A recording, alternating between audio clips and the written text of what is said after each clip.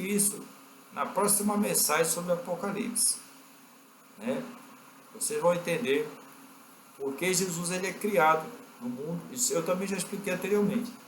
Por que ele é criado no mundo que foi criado, né? Isso eu já expliquei. Jesus é criado no mundo que é criado, que vai ser criado. Eu expliquei isso para os irmãos. Veja os vídeos anteriores que está falando sobre esse assunto. Então, antes de vir à Terra, o discípulo João, no livro de João, capítulo 1, versículo 1, o Evangelho de João, veja você, judeu, esse Evangelho, os irmãos cristãos conhecem com os olhos fechados essas palavras, que eu vou ler agora. João 1, versículo 1. Ele fala lá algo muito importante que, em relação a Jesus, o papel dele. Lá fala assim, João 1, versículo 1. No princípio era o Verbo estava com Deus, o Verbo era Deus. Está lá. Pronto. Essa é a prova que Jesus é Deus. Ele falou lá, João 1:1. Todas as religiões do mundo que pegam esse texto, essa é a prova. Jesus é Deus. Agora é claro, não é o Pai. Você vai ver por quê. Ele é Deus, mas não é o Pai. Isso os judeus também entendem muito bem, que alguém pode ser Deus, mas não é o Pai, né? O Pai não tem forma. Muito bem. Então ali naquele texto de João 1, versículo 1, ele começa assim, no princípio. E lá, Bereshit, capítulo 1, versículo 1, ou Gênesis, capítulo 1, versículo 1, diz, no princípio. Como começa João? Começa o Gênesis, mesma coisa, no princípio. Bará Elohim, criou Elohim. Só que João, ele fala assim, isso foi escrito em grego, né? Quem escreveu grego não escreveu como escreve em hebraico. Falou assim, no princípio era o verbo. Aí nós temos na tradução da língua portuguesa, o verbo ser, existir. No princípio veio existir, ou existiu, ou existe. O verbo. Ele usou essa palavra verbo, ou logos também usado. E verbo tem a ver com a palavra. Também outras Bíblias chamam de a palavra. A palavra, tá? Então, no princípio era o verbo. No princípio era a palavra. São as expressões no Evangelho de João. Você veja, judeu, esse livro por uma questão de conhecimento, né? Então, quando ele faz essa expressão, e João usa essa expressão, no princípio era o verbo, ou era a palavra, veja bem como isso tem a ver com a relação do Eterno e o Filho. O Eterno, ele é tudo. Ele está acima de tudo. Ele pensa, vamos dizer assim, ele não tem forma, é como se fosse um pensamento sem corpo, né? Ele pensa, o verbo fala. Então veja, por exemplo, eu aqui. Eu penso, mas a minha boca fala. Então a minha voz, ela é um reflexo do meu pensamento. O que eu penso, a minha voz fala, né?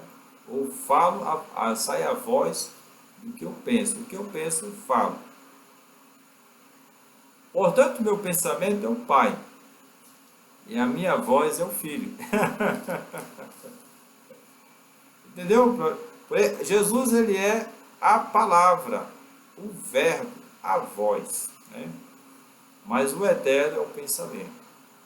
O que o pai pensa, o Filho fala. E a voz é o Filho, né? Deu para entender? Mais ou menos isso. Então, Jesus, ele é o verbo, a voz.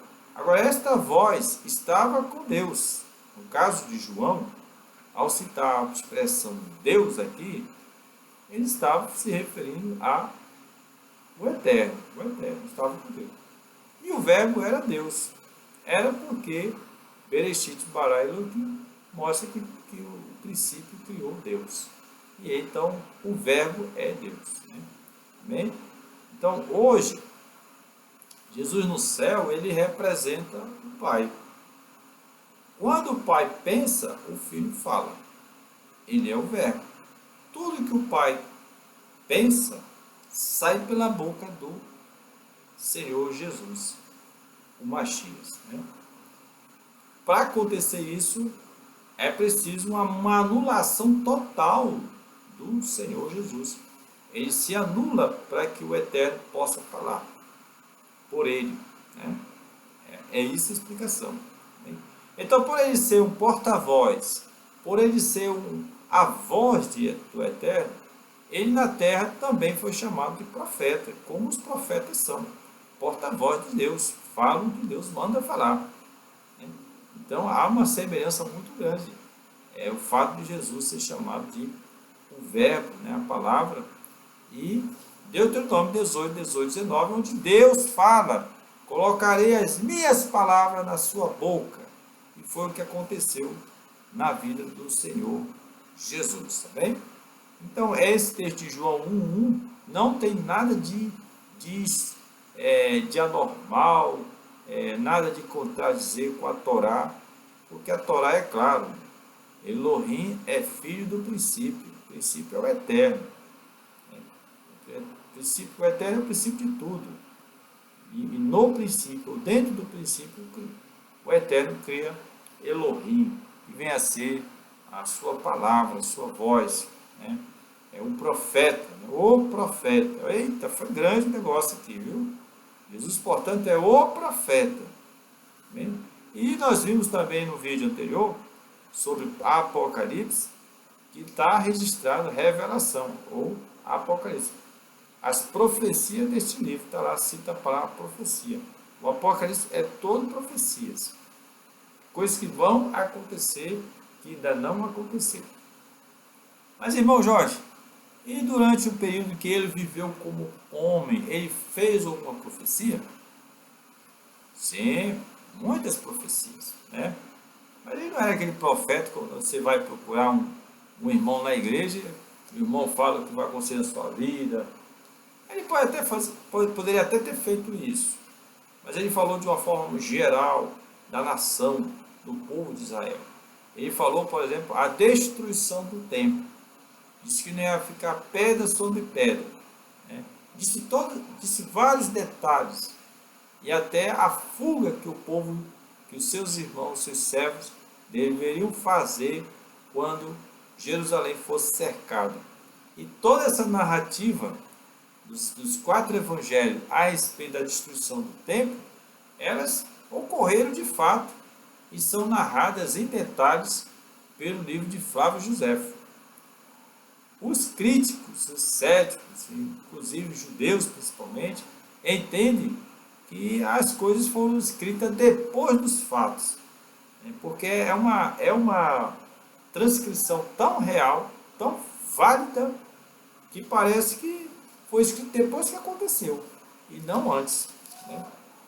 Esse pensamento é comum entre os críticos, que vê que não é profecia. Né? Como a coisa é tão antiga, o livro é tão antigo, aí eu não estava lá, eu não vi. Se eu tivesse lá visto, aí eu entendia que realmente é profecia. Né? Aí fica na questão de fé, você ter fé. Né? Então essas profecias de Jesus sobre a destruição do templo, leia lá os 4 evangelhos, nos capítulos 24, 23, 21, fala muito bem a descrição daquilo. Aí Jesus fala de acontecimentos mais adiante, mais futuro, tá? Inclusive, no dia da sua execução, da sua morte, ele fala que o povo judeu vai sentir muito, muito, muito no coração quando todos reconhecerem que ele é o verdadeiro Messias. Vai ser uma dor de rasgar o peito quando ele se enxergar que vai ser o verdadeiro Messias. Está lá no livro de Mateus, capítulo 26, momento que Jesus se revela